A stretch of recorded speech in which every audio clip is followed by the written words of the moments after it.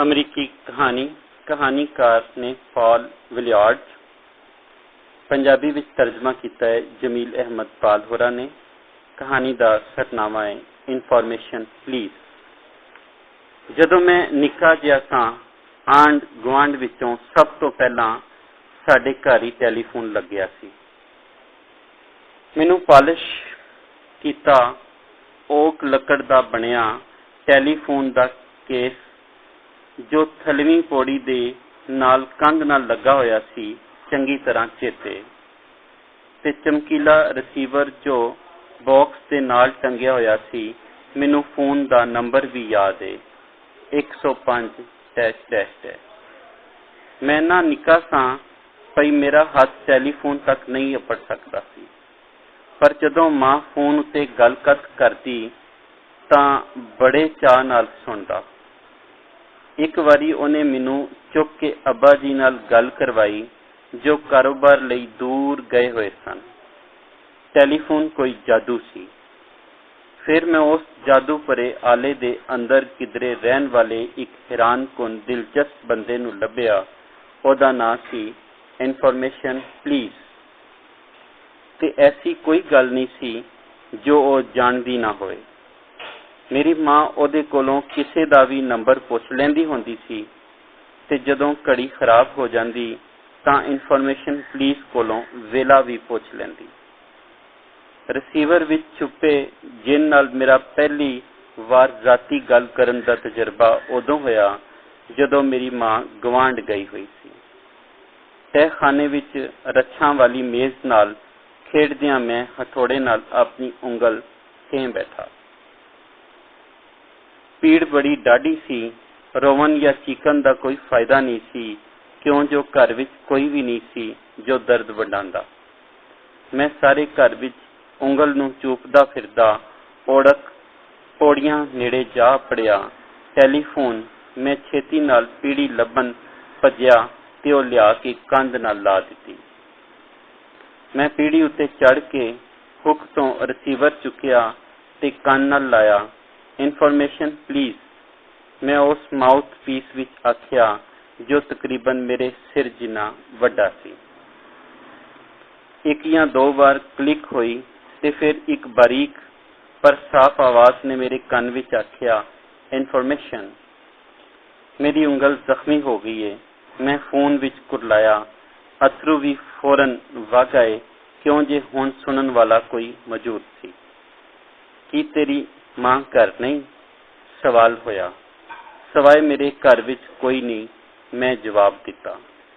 की लहू वग रहा है? नहीं, मैं आख्या। यह हथौड़ी नाल जख्मी हुई है ते पीड़ हो रही है। की तू अपना आइस बॉक्स खोल लेना है? उन्हें पूछया। मैं दसिया कि खोल लेना। तां फिर बर्फ का एक खिट्टा कढ़ लै ते एनू जख्मी उंगल उत्ते मल। एदे नाल पीड़ मुक जावेगी। बर्फ आराम आराम नाल मली। उन्हें नसीहत की ते रोला ना पा, तू ठीक हो जावेगा। एदे बाद मैं इनफॉर्मेशन पुलिस नू हर काम लई फोन करन लग पिया। मैं जोग्राफिया पढ़दियां ओदे कोलों मदद लैंदा ते ओ मैनू दस दिंदी कि फिलाडेल्फिया किथे सी ते रोमानी दरिया ओरनियोको किथे सी। जदों मैं वड्डा होया ते यह काम वाधा लगा गया। और रियाजी विच मेरी मदद करदी ते उस मैनू यह भी दसिया कि मेरा पालतू बांदर जिन्हों मैं पिछले दिन ही पार्क विचों फड़िया सी फल ते गिरियां खावेगा। उन्हीं दिनी पेटे साडी पालतू कनेरी बुलबुल मर गई। मैं इनफॉर्मेशन पुलिस नू फोन किया ते दुख भरी कथा सुनाई। उन्हें सुनी ते दसिया कि आम मिलन वालियां चीज़ां बालां नू खुश करन लई इस दुनिया उत्ते आउंदियां ने, पर मेरी तसल्ली ना हुई। भला यह क्यों सी कि इन्ना सोहना गावन वाले ते सारे परिवार नू खुश करन वाले पंछी अंत मार के पिंजरे दी तह विच खंभ संगोड़ के ते लाश बन के पै जांदे ने। उन्हें बुलबुल नाल मेरे डूंगे ताल्लुक दा अंदाजा जरूर ला लिया होवेगा। इसलिए वो आहिस्ता जिहा बोली, पॉल सदा याद रखो कि होर भी किन्नियां ही दुनियावां ने जिथे जाके उन्हां ने गाउणा हुंदा है। मैं कुछ बेहतर महसूस करन लग पिया। एक होर दिन मैं फोन ते सां।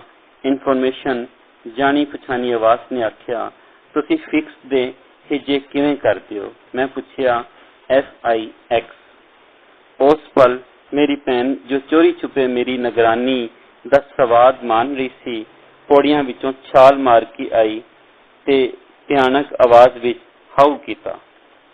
राह निकल जाण नाल मैं रिसीवर नूं बॉक्स विचों मुढों उखेड़दा होया स्टूल तो थले जा डिगा। असीं दोवें घाबर गए। इनफॉर्मेशन पुलिस हुण उत्थे फोन विच नहीं सी ते मैनूं पता नहीं सी कि मैं जदों रिसीवर उखेड़िया सी तां उहनूं कोई तकलीफ होई सी या नहीं। कुछ मिनटां बाद साडे वेड़े एक बंदा आ नपड़िया। फोन मुरम्मत करन वाला उस दस्सिया मैं गली विच काम कर रहा सां ते ऑपरेटर ने दस्सिया भी इस नंबर उत्ते कोई गड़बड़ है। ਉਹ ਮੇਰੇ ਹੱਥ ਵਿੱਚ ਫੜੇ ਰਿਸੀਵਰ ਨੂੰ ਵੇਖ ਕੇ ਪੁੱਛਣ ਲੱਗ ਪਿਆ, ਕੀ ਹੋਇਆ? ਮੈਂ ਉਹਨੂੰ ਸਾਰੀ ਗੱਲ ਦੱਸੀ। ਠੀਕ ਹੈ, ਅਸੀਂ 1-2 ਮਿੰਟਾਂ ਵਿੱਚ ਠੀਕ ਕਰ ਲਵਾਂਗੇ। ਉਹਨੇ ਟੈਲੀਫੋਨ ਦਾ ਬਾਕਸ ਖੋਲਿਆ, ਤਾਰਾਂ ਤੇ ਕੋਇਲਾਂ ਦਾ ਇੱਕ ਗੁੱਛਾ ਬਾਹਰ ਕੱਢਿਆ ਤੇ ਰਿਸੀਵਰ ਕੋਰਡ ਦੇ ਅੱਗੇ ਜੋੜਿਆ। ਫਿਰ ਕੁਝ ਚੀਜ਼ਾਂ ਨੂੰ ਇੱਕ ਨਿੱਕੇ ਜਿਹੇ ਪੇਚਕਸ ਨਾਲ ਕੱਸਿਆ। ਉਹਨੇ ਹੁੱਕ ਨੂੰ ਕੁਝ ਵਾਰ उत्ते हेठ करके वेख्या, फिर फोन विच बोलन लग पिया, है मैं पेटे बोल रहा, 105 नंबर से हर शै कंट्रोल विच है। मुंडे दी भैन ने ओनू डराया सी ते ओने त्रिट के रिसीवर नू बॉक्स विचों पुट लिया। ओने रिसीवर उत्थे लाया, मुस्कुराया, मेरे सिर ते हाथ फेरिया ते टुर गया। ਉਹ ਸਭ ਕੁਝ उत्तर पश्चिमी पैसीफिक के एक निक्के जे कस्बे विच पेश आया जदों मैं 9 वरियां दा सां। फिर असीं बोस्टन टूर आए ते मैनूं अपना जद्दी घर बुरी तरह चेते आंदा। इनफॉर्मेशन पुलिस उसे पुराने घर विच लकड़ दे बक्से दी रहन वाली सी ते मैं हाल कमरे विच मेज ते रखे नवें लिश्क दे फोन उत्ते कोशिश करन दी कदी सोची भी नहीं। फिर ज्यों-ज्यों मैं नडेपे विच पिया, बालपन दे समय दे मुकालमिਆਂ ने कदी भी मैनूं हकीकी तौर ते कलिया ना छड्डिया। शक शुबे ते दुचित्ती दे समय मैनूं पुराना समा चेते आंदा जदों मैं इनफॉर्मेशन पुलिस नाल गल करके ठीक जवाब ले सकता सां। मैनूं एहसास हुंदा सी कि ਉਹ किन्नी खुश इखलाक, रहमदिल ते समझ वाली सी कि ਉਹਨੇ एक निक्के जे बाल ਲਈ अपना किन्ना ही वेला वंजाया सी। कुछ होर वरियां बाद पश्चिम वाल कॉलेज जांदियां मेरा जहाज सुपेटल दे कस्बे विच उतरिया। दूजा जहाज लभन तक मेरे कोल आधा घंटा फालतू है सी ते मैं 15 मिनटां दे लगभग समा अपनी भैन नाल गल करदियां बिताया जो हुण शादी दे बाद घर-बार नाल उसे शहर रहिंदी सी। ते फिर बिना सोचिया कि मैं की कर रहा, मैं अपने मादरी शहर के ऑपरेटर का नंबर मिलाया ते आख्या, इनफॉर्मेशन पुलिस। मौजजाना तौर उत्ते मैं वही बारीक ते साफ आवाज जिन्हों मैं चंगी तरह जानता सा सुनी, इनफॉर्मेशन। मैं इस बारे कोई मनसूबा नहीं सी बनाया, पर मैं अपने आप नूं कहंदियां सुनिया कि तुसी मेहरबानी करके मैनूं दसोगे कि तुसी लफ्ज़ फिक्स दे हिजे किवें करते हो। एक लम्मी चुप हुई तो फिर नरम आवाज विच जवाब आया, मेरा ख्याल है। इनफॉर्मेशन पुलिस ने आख्या कि तेरी उंगल हुण तक ठीक हो गई होवेगी। मैं हसिया, तुसी अजे भी इत्थे ही हो? मैं आख्या, मैं हैरान हाँ, खरे तुहानूं अंदाजा होवे कि इन्ने लम्मे सारे चिर विच तुसी मेरे लिए की माने रखदे सो। मैं आप हैरान हाँ। उन्हें जवाब दिता, जे तेनू पता होवे कि तू मेरे लिए की माने रखदा सां, मेरा कोई बाल नहीं ते मैं तेरियां कालां दी उड़ीक विच रहिंदी सां। हमाकत की है, हमाकत नहीं सी, यह हमाकत नहीं सी लगदी, पर मैं इंज ना आखिया। एदी थां मैं ओनू दस्सिया कि मैं किहड़े-किहड़े मौकिਆਂ ते ओनू याद कीता ते पुछया जे की कॉलेज दा पहला समैस्टर मुक्कण उत्ते जदों भैन नू मिलन आवां ते ओनू फिर फोन करा। ਜ਼ਰੂਰ ਫੋਨ ਕਰੀ, ਸਿਰਫ ਸੈਲੀ ਬਾਰੇ ਪੁੱਛ ਲਵੀਂ। ਰੱਬ ਰੱਖਾ ਸੈਲੀ। ਇਨਫੋਰਮੇਸ਼ਨ ਪੁਲਿਸ ਨੂੰ ਕਿਸੇ ਹੋਰ ਨਾਂ ਨਾਲ ਬੁਲਾਣਾ ਮੈਨੂੰ ਬੜਾ ਅਜੀਬ ਲੱਗਾ। ਜੇ ਮੈਨੂੰ ਕੋਈ ਬਾਂਦਰ ਦਾ ਬੱਚਾ ਮਿਲਿਆ ਤਾਂ ਮੈਂ ਉਹਨੂੰ ਫਲ ਤੇ ਗਿਰੀਆਂ ਖਾਵਣ ਲਈ ਆਖਾਂਗਾ, ਜ਼ਰੂਰ ਆਖੀ। ਉਸ ਆਖਿਆ ਤੇ ਮੈਂ ਤਵੱਕੋ ਕਰਾਂਗੀ ਕਿ ਤੂੰ ਕਦੀ ਔਰੀਨਿਕੋ ਆਉਣ ਲਈ ਵੀ ਵੇਲਾ ਕੱਢੇਗਾ। ਚੰਗਾ, ਰੱਬ ਰੱਖਾ।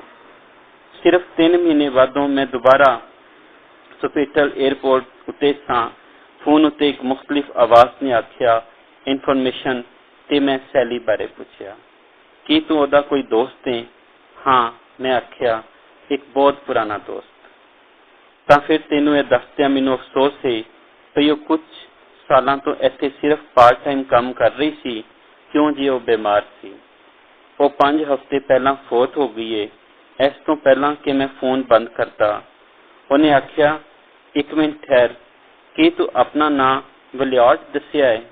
ਹਾਂ। ਅੱਛਾ, ਸੈਲੀ ਤੇਰੇ ਲਈ ਇੱਕ ਸੁਨੇਹਾ ਛੱਡ ਗਈ ਹੈ, ਇੱਥੇ ਲਿਖਿਆ ਪਿਆ ਹੈ। ਕੀ? ਮੈਂ ਪੁੱਛਿਆ। ਹਾਲਾਂ ਮੈਨੂੰ ਪਹਿਲਾਂ ਹੀ ਤਕਰੀਬਨ ਪਤਾ ਹੀ ਸੀ ਕਿ ਉਹ ਸੁਨੇਹਾ ਕੀ ਹੋ ਸਕਦਾ ਹੈ। ਇਹ ਮੈਂ ਪੜ੍ਹਦੀ ਹਾਂ।